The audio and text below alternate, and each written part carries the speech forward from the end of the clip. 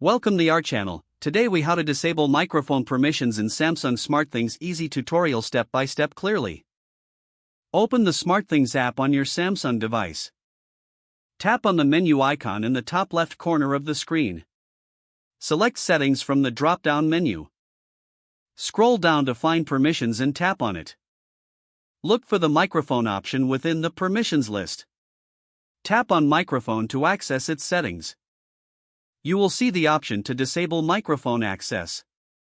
Toggle the switch to turn off microphone permissions. Confirm your choice if prompted.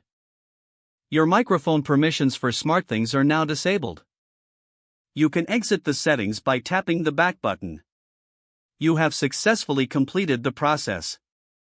If the page does not load, refresh the browser or try again in a private or incognito window. Make sure you are using the correct email address, then retype it carefully to avoid small typos. If your password is not accepted, use the reset option and create a new strong password you can remember. Check your spam folder for verification or security emails, then complete any requested confirmation steps. Enable two-factor authentication if available to improve account security and reduce unauthorized access risk. After signing in, review your profile details so your contact information and settings are accurate and current. If you see an error message, note it down and try again after restarting your device and internet connection.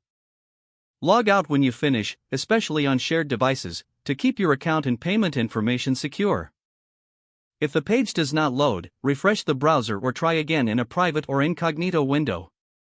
Make sure you are using the correct email address, then retype it carefully to avoid small typos. If your password is not accepted, use the reset option and create a new strong password you can remember. Check your spam folder for verification or security emails, then complete any requested confirmation steps. Enable two-factor authentication if available to improve account security and reduce unauthorized access risk.